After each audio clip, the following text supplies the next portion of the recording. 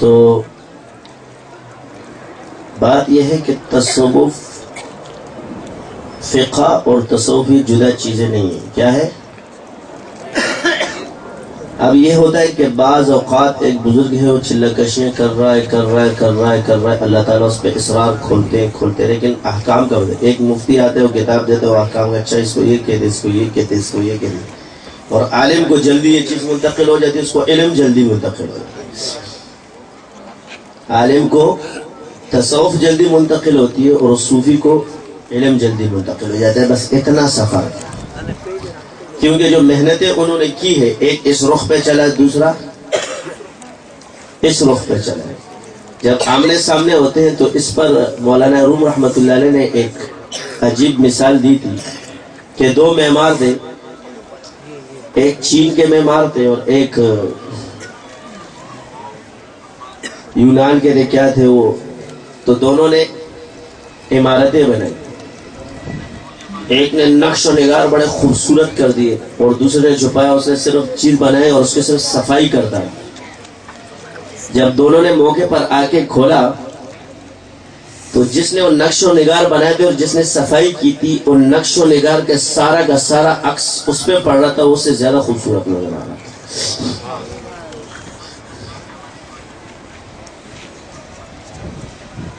تو اب کیا ہے، یہ مثال انہوں نے علم اور تصوف کی دی، فقہ اور تصوف پر دی کہ وہ اپنے باطن کو صاف کرتے ہیں یہ اس طرح. تو جب آمنے سامنے ہوتے تو ایک دوسرے کو چیز منتقل ہو جائے. تو ایک ظاہری علم سیکھ رہا ہے اور ایک باطنی علم سیکھ رہا ہے، ایک اسرار سیکھ رہا ہے اور دوسرا. تو اس چیز کے بعد جب یہ آپس میں آتے ہیں تو سامنے جب ہوتے ہیں تو پھر پتہ چلنا شروع ہو جاتا ہے، اور یہ ثابت بھی ہے. تو اس کو کہتے ہیں نور علی نور، جس کو دونوں، ہمارے اکابر کے پاس دونوں سند ہیں، ایک نہیں ہے. اب آپ حیرت ہے، جب آپ تصوف پہ رد کریں تو آپ نے تو حضرت علی کی سند پہ رد کر دیا نا، ابو بکر صدیق پہ رد کر دیا. تو اگر آپ کہتے ہیں جی طریقے ثابت نہیں، تو اس طرح علم کے بھی کوئی طریقے ثابت نہیں ہے. سند ثابت ہے، جب تمہاری سند معتبر ہے تو ان کی سند بھی معتبر ہے. تو ہم جس چیز کے عالم ہیں آپ ان کے ہاتھ سے بات کرو. ابھی ہم نے بھی پڑھ لی، ایک بزرگ ہے انہوں نے مجھے اجازت حدیث بھی دی ہے اور یہ ساری چیزیں دی، لیکن میں بتاتا نہیں. میں نے ان کو جا کے بول دیا حضرت میں نے درس نظامی نہیں پڑھا لیکن اللہ نے مجھے علم دیا. فرمایا شاہ صاحب پھر کیا ضرورت ہے آپ کو؟ میں نے کہا میرے شاگرد ہے، اچھا لے لیں. میں سند بھی دکھا سکتا ہوں، اور وہ سند انہوں نے تقی صاحب کو بھی دیے، بڑے بڑے بزرگوں کو دیے.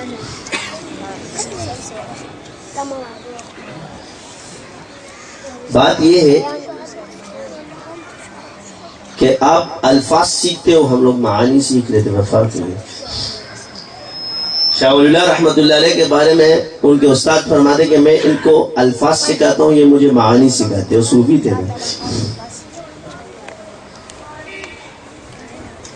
تو بعض چیزیں شریعت میں، اب آپ کہتے جی ایک اختلاف یہ چلا صوفیہ جی ضعیف حدیث کو لیتے، فلانا لیتے، یہ لڑائی بڑی چلی ہوئی ہے. اچھا وہ کیوں لیتے ہیں؟ تو وسیلہ تین چیزوں کا یاد رکھنا، ایک وسیلہ کشف کا ہوتا ہے اور ایک وسیلہ اسماء و رجال کا ہوتا ہے. دونوں ضمنی ہیں. آپ کے پاس یہ یقینی ہے؟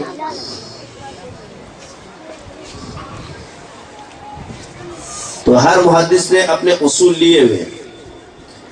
تو میں اس بات پہ کہتا ہوں کہ حدیث کو پہچاننے کی مہارت تین لوگوں کو ضرور ہوتی، جو ایک کشف کا ماہر ہو یا اسماء و رجال سے آئی ہو، لیکن ایک وہ جو بلاغت جانتا ہو، جو عربی میں کمال کی بلاغت رکھتا ہو. اس کے سامنے کر دو بتا دے گا یہ کسی غیر نبی کا کلام ہے یا نہیں، یہ اللہ کا کلام ہے. اب عمرہ و قیس تو مسلمان نہیں تھا نا، مگر اس کے جو آشار ہے اس کو اللہ کے کلام نے توڑا، مخلوق عاجز آ گئی تھی.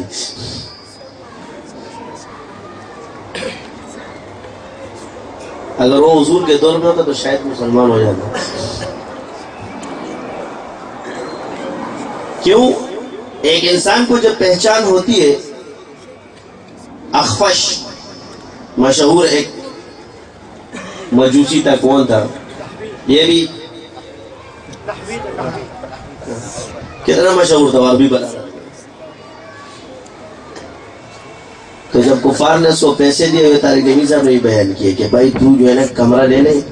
اس نے کہا 1 سال کا خرچ کا قرآن کے مقابلے میں کلام بنا. کہا اس نے 1 سال محنت کی، اور جب باہر نکلا تو ایک بچی قرآن کی ایک آیت پڑھ رہی. تو کہنا اوہو میرے کلام کو تو ایک آیت کھا گئی. تو ماہر تھا، تو اس سے اوپر کی جگہ اس نے کہا لا الہ الا اللہ محمد رسول. اسی طرح ایک جادوگروں کے بارے میں یہ آتا ہے کہ حضرت موسیٰ علیہ السلام، مفسرین نے ایک بات یہ بھی بیان فرمائی کہ انہوں نے اسلام لانے کی وجہ یہ بھی تھی کہ انہوں نے لباس پہنا، لیکن ایک وجہ دوسری بھی ہے جو اس پر کی کہ جادوگر اتنے ماہر تھے کہ ان کو پتا تھا کہ کسی بے جان چیز کو جادو کے ذریعے جاندار نہیں کیا جا سکتا. لیکن موسیٰ علیہ السلام نے جب عصا پھینکا تھا تو وہ بے جان سے جاندار بن گیا. لگا یہ موسیٰ کا رب کر سکتا ہے، کہ ان کے علم سے اوپر کی چیز آ گئی. اور وہ انہوں نے کہا کہ یہ نہیں ہو سکتا کہ بے جان چیز جاندار ہو جائے، یہ معجزہ ہے.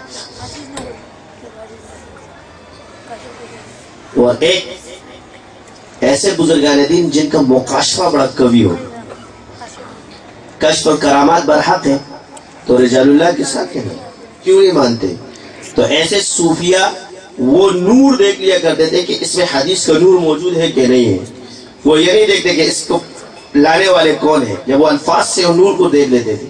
اور حضرت مفتی رشید صاحب نے ایک کتاب میں یہ لکھا ہے کہ ایک بزرگ تھے، ان کے سامنے جب کوئی عربی پڑھتا تھا تو وہ فرماتے تھے یہ عربی پڑھ، یہ قرآن پڑھ رہا ہے. قرآن جب تلاوت کرتے قرآن پڑھ رہے، وہ عالم نہیں تھے، فرمایا وہ عارف تھے، علم ابھی دل.